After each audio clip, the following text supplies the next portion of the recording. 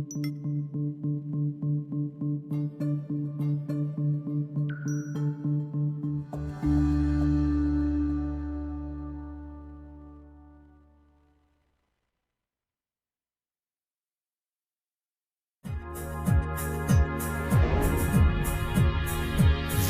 real estate business can be brutal.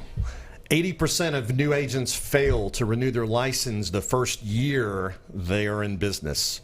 It can also bring you riches beyond your wildest dreams. My name is Cliff Freeman, and I'm your host for today's episode of Cliff's Notes. I created this podcast to share the strategies and tactics to explode your real estate business. Whether you're a newbie or run a multi-state expansion team, you'll want to catch every episode of Cliff's Notes to get the inside track to success. With over 30 years in the real estate and mortgage businesses, I've personally coached over 1,000 top real estate professionals across North America.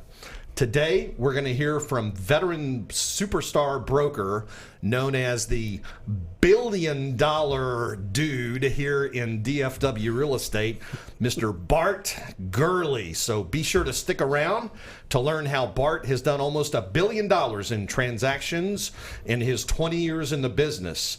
And we're also unpacking the death of the CMA, including thousands of dollars worth of advice and help for your own real estate business. I guarantee it. You'll want to access Cliff's Notes and swipe and deploy my own top secret tools for landing the big listings and crushing other agents in listing presentations.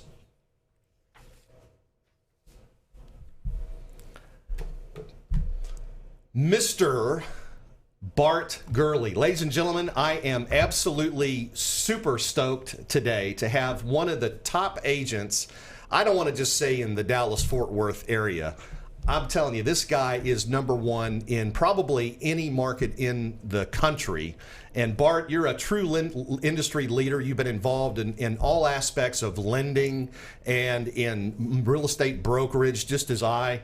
And, you know, it's so exciting to have you on the show today. I mean, $1 billion in career transactions is huge. Bart, we're really super excited to have you here. And let's just dig right in. I'm going to lay some heavy stuff on you right now because we got an audience out there that is all fired up to hear how in the world you got to the level that you're at. So I'm just going to ask you, if you would, tell us a little bit about you and your business, and tell us how you got started and how you developed your business here to the size that it is today. Oh, gosh, it's kind of funny to hear you say that to me. But thank you. First of all, thanks for having me on today. I'm super excited and can't thank you enough for having me on today. So, you know, I think it'd be silly for me to take any credit myself. Honestly, I think I'm just, you know, bearing the fruit of being invested in by others over that time frame. But I kind of backed into it, you know, by accident. I was finishing up college, and it just seemed like the path of entry into real estate, as many of us know, is not very difficult to get started, and it's just kind of where I was led. So got started and was able to watch a lot of other big producers, and wasn't afraid to actually ask for help. So that kind of led down the road to bigger and better things. Well, that's interesting. I know your family has a history of real estate in the area here, so you know that's very interesting. In fact, where we live out north in the Prosper area, your dad had been involved in a lot of the development out there and stuff. So you got to see firsthand kind of what was going on and where things were headed and so forth. And that's a pretty good vantage point if you're going to be getting in the real estate business. You know, I also know that you are really good at generating leads. And, you know, if you're talking to agents who are out listening on the show right now, what sort of advice would you give somebody who's new? Because as I said at the start of the show, about 8 out of 10 agents don't even make it past their first year, and we know that the reason why is because of lack of leads. So what tactics can you share right now with agents that are listening to help them generate leads? Look, the world in our industry specifically is changing really fast. We're in the middle of a major shift, I think, in our business. For a long time, you could kind of get away with doing the same thing over and over, and maybe you just survive on talent. It's that simple. But in today's world, the way people obtain information and it's shared and communicated with, you really just have to diversify and be in a digital space, and not be afraid to tackle it. I mean, it's not hard. You just have to be willing to go out there and align yourself with people that are doing it already, and just take it in. Be humble enough to know what you don't know. All right, so it's, you just said digital. We know that 98% of people, for example, looking for houses, start their search on the internet. Yep. Right? That's right. So how does somebody get that level of tool? Tell us what you use. What are you doing to generate buyer leads right now? So, we're very active in all social media, so that's going to include your Facebook, your internet, Instagram, but all platforms. It's really easy to kind of hit all those through, a very minimal effort, and hit all platforms at one time. So, but being able to, you kind of ask for the leads, and the biggest problem, what you realize is when they come in, how to manage the volume. So you have to have those tools in place, which today it is really simple to obtain those tools to manage the volume, even with a relatively small team of agents. So okay, so everybody wants to know what tool you use. What do you use? I'm using KV Core as our CRM to manage our database. And there's a lot of great ones out there. There are. But this one, and you and I both know, I've tried a lot of different tools, and I have, I've got almost a dozen websites all over the country that I'll still run for agent partners of mine, and what I think we've learned is that KV Core right now is the one-stop shop, really, in terms of the AI that's built in, the ability to the auto texting, and everything that's built into that tool is really amazing. It is amazing to come in, and it's all automated. I mean, it's all automated. It allows you to really not have to be there the moment it comes in. And it responds, and that's, that first minute's key to responding. Right. In fact, you guys, Travis, are you back in the? How's the plane looking? You flying it okay back there? It's looking really good, Cliff. This is Travis. He's the engineer. We call him the stem winder. He's the gentleman that makes this thing go. Cliff has the most creative names for producer I've ever heard ever in life. Well, I'll tell you, if it wasn't for Travis, we'd be pedaling around on a tricycle right now. So we're delighted to have you back there. Hey, Travis, before the show, and I'm going to just to interject here a little bit. Travis and I were talking, and I said, man, this guy, Bart Gurley, I said, he's so smart. And Travis said, man, I bet he is. How smart is he? And I told Travis, I said, man, if you took Bart's brain and put it next to mine would look like a BB rolling down a 4-lane highway. His exact words. So, all right, Travis. Hey, listen, if you're out there, hit the heart button. Will you give us some love? If you're out there, bang that heart button for us a few times. Hit us the thumbs up, the like button, and be sure that you share this if you're feeling moved to do so. This is the gospel that we want to get it shared here, right? Because I'm fixing to lay in with Bart here, and we're going to talk a little bit. When I said smart, so you even went out, you figured out how, because getting leads out of Facebook directly into a CRM, not every CRM interfaces directly with Facebook. That's right. There are so many gaps. So what did you do, man? You had to go figure out the secret sauce. I did. There's a lot of options. Especially a new agent, you're going to get hit with people every day. Email, coming into your office, asking you, they have the best service in the world. And, how do you choose? And again, cost and is obviously a big function of that. Isn't that true? Look, real estate agents have to be, everybody thinks we're dumb, I guess, that we'll buy anything, right? So we get literally hundreds of emails and all these systems, people guaranteeing to get you leads and stuff like that. But 99.9% that I've found is a waste of money. It is. But what you're talking about here is different. You're actually generating hundreds of leads a month off social media, and you actually found a way to bridge between Facebook and KV Core. That's right. To pull those leads out and get all their information. Yeah, Zapier is a platform that allows multiple different services and technologies that all of us use. Right. And it just, you can design exactly the path you want that lead to follow. That's awesome. And so the leads that you're getting in, they're quality leads, good leads. They have all kinds of landing pages and squeeze pages that you can use. Yeah, the value is there. Right, to make sure that you're not just doing those silly home value leads that really we all know don't lead very far. That's right. All right, awesome. Okay, so I promised at the top of the show we would just cover you up with value. There it is, folks. That's the tools right there, and Bart is the guy that's using those to generate a ton of business. Now, let's take a step back here just for a minute. So you and I we're somewhat kindred spirits. We have a lot in common in the sense that we were both independent brokers before we came on board with our new brokerage. That's right. All right. So for you, that was about 12 years? Yes, sir. Okay. Tell us about what you were thinking a couple of years ago, a year ago, before you and I had that conversation that you know what I'm talking about. But where did you feel like you were in your career? To be perfectly honest, I was at the pinnacle. I was in the driver's seat. I felt like the highest paid part-time worker that you're ever going to find. I had it efficient. I didn't really need anybody, I felt. But there were, things that were there that I just wasn't exposed to that eventually I was exposed to. And then I kind of got knocked off my chair a little bit. Okay, so you when you and I were having lunch earlier, what you mentioned was your vision was a little limited. That's correct. Because you hadn't thought about these other ways that you could make money in real estate. So what other additional ways are you making money in real estate now that as an independent broker you didn't have access to?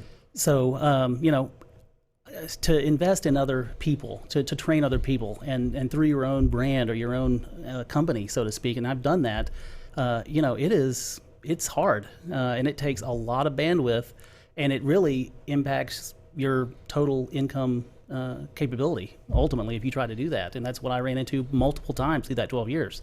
So when I got exposed to this other option, you're able to invest in those agents, and you have support and a bandwidth that is limitless. Well, you're absolutely right. We always say that agent retention starts day one.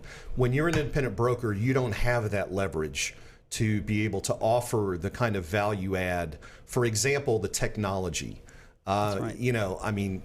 Look, when you're operating your own shop, there's only so far that you can really go and be an expert. And not only that, you are going to have to go pay full retail for something until you get to enough size to where you can get it down. People may not believe this, but that tool that you're using right now, what are you paying for that a month? I pay $50 a month. $50 a month. $50. That's a heck of a lot cheaper than those of us who have paid as much as $1,500 a month, plus the Google pay-per-click to generate those leads. That could easily be $2,500, $3,000 a month if you're running a team. That's really awesome. All right, so before you became an independent broker, so what happened is you did the independent broker route, thought you reached your top. Before then, you were with another brokerage, right? You were with a very well-known brand, I believe. Loved right? them, too, when I was there. Them. Yeah, and their color is red. Right? Right, Gary? It is. Bart? Yeah. Yes, sir. So I was there also and loved it. Wonderful people, really, really great. Lifelong friends. Yeah, they sowed the seeds here for what's happening now in the industry in terms of how agent compensation is changing. That's Would right. you agree? Absolutely. Yeah. So when you were there, what sort of things did that brokerage offer? How did you identify the first broker that you started with? I know you worked with your dad a little bit, but when you went out and looked for a franchise, what sort of things were you looking for at that time? I really probably didn't know what to look for. I was young. I was 23, I think. Okay. Ish. That sounds like I'm sure a lot of people in the audience. Yeah, and it was a personal friend and somebody that had been helping my dad previous to me deciding to get into the business, and she basically took me under her wing, and so I aligned with the company that she happened to be with. Okay. That was it. And I think a lot of people that are looking for a brokerage for the first time don't really know what they don't know, and they don't know what questions to ask. They don't know what to expect from the broker. But there was a time when you realized that your broker as you transitioned, your broker was adding less value than you were paying, right? Absolutely. Well, okay. And ultimately, the first couple of years when you're learning the business, you're able to get classes, and you're being fed by people that are in that market center, for instance. But that's kind of limited when you look back. It's whoever's willing to give the time to train with no really benefit to invest in those agents. I realized about 5 or 6 years into it that it's my business. It's my business. These are my clients. And right. I don't think enough agents realize that. It's my business. It's not the brand's. It is. I aligned my business with this company. Right. And so now what you've done, as you work with new agents in the business now, how are you able to help enhance their business and help them more than you were in that previous brokerage? And I guess what I'm hearing from you is now you've got the ability to collaborate and partner with somebody as opposed to then when you were in production in competition with them. Can you tell us a little bit about that now? There's so many things that I'm being provided from a support standpoint of culture, of branding, of marketing, of technology. I am not alone when I need to support this agent. This one, one of many, but it gives me the capability to support many and provide, the guidance. And then I have support of a massive company behind me. Okay, awesome. And yeah, that's, that really is, I think, a game changer for new people getting in the business. Absolutely. And, it's a new paradigm. It's kind of a paradigm shift. And, to have the ability to scale and deliver that much value to somebody who's new in the business is huge. Absolutely. Yeah, excellent. All right. Tell us if you would, and we're going to wrap it up here with Bart, so I can get to the CMA killer. Bart, tell us if you would, where do you see yourself earning your money? Pardon me. In the next 5 years, and I apologize, it's those dadgum allergy drops I tell you about. So I had fine-tuned the process of selling real estate. Really, that's kind of what I built my business, is fine-tuning the process. And so now, across state, across the entire United States, internationally, I'm able to basically apply that same technique with a couple of changes to agents on an international level. So in 5 years, I don't think there is a ceiling on what I potentially could reach. So that's the most exciting thing I can tell you, is I really don't know that I have a goal, because it has very high potential. Well, that's awesome. That's amazing. And I apologize. Once again, I learned from my allergy test that somebody must be mowing the yard back here. I am highly allergic to Bermuda grass and Johnson grass. I didn't bring any in my pocket. Yeah, I promise. you're not smoking anything, are you? Brad might have brought some over there. What do you got going back there? Is there any CBD, man? It's not coming from this way, I promise. I promise you. Oh, this is great. This is live TV, folks. I'm telling you, we did not plan this, and sometimes live stuff just happens. All right, well, we're going to take a break here. And Bart, thank you very much, man. It is such an honor to have you here. Stick around. In the next segment of the show, we're actually going to go into the tool that I use and many of my agents and partners use. It's known as the CMA Killer.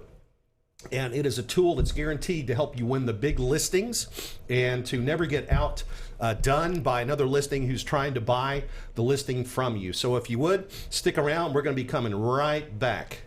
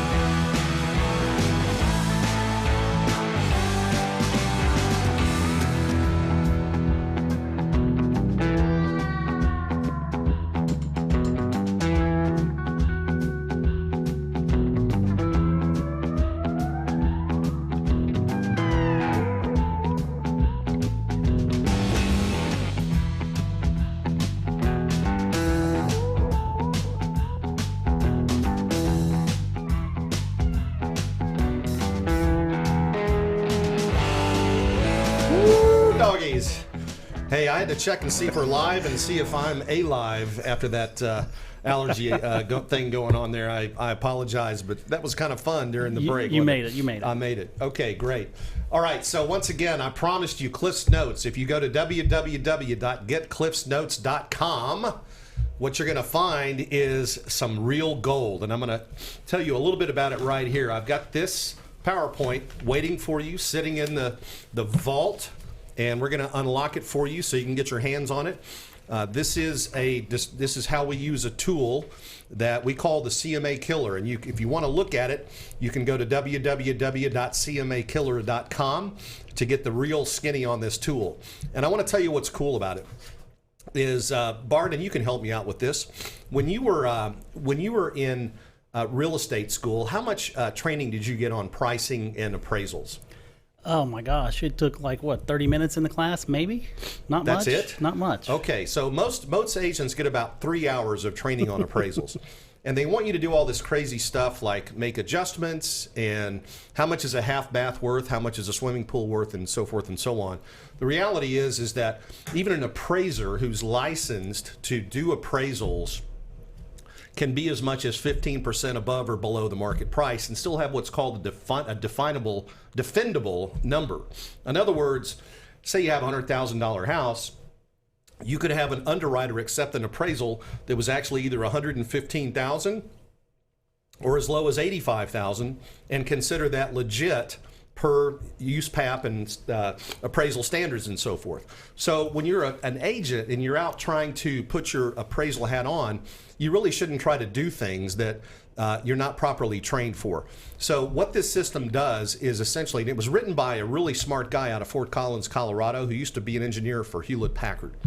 And it uses predictive modeling to help us look at a market and see what's happening in that market, and predictive ability as much as 90 days out. So we go back and we use seasonal data up to 2 years.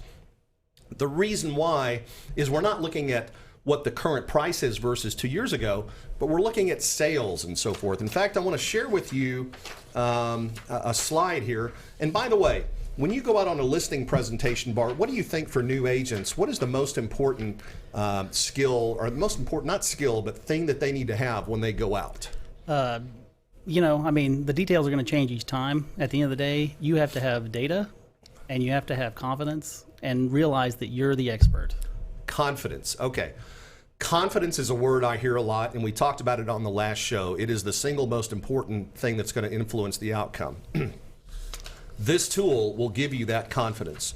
You know, there's a lot of people that think if they put a house on the market that it's got a 100% chance of selling. Trelvis, can you zero in on that for me just for a second here? I just want to show people, whoops, I'll put it up here. There we go. That looks better, doesn't it? Yeah, no, let me do this. So this is actually the odds of selling your home. This is part of what this tool does.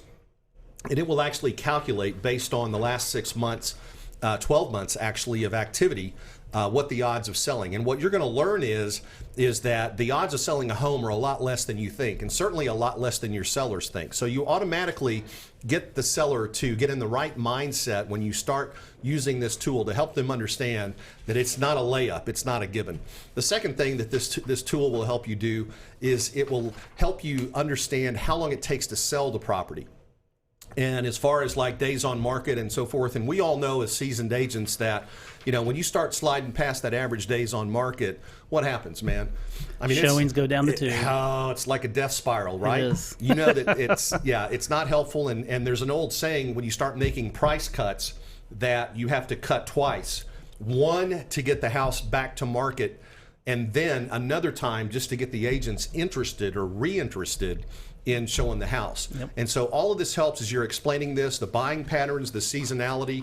That's what this one does. I can hold it over here, and this slide will show you the seasonality. The program calculates this automatically by itself. What I like best about it is, and you know, I think it was Wayne Gretzky that says you've got to ski or skate rather where the puck is going, not where it's been. So that's what this tool helps us do. This is a scattergram.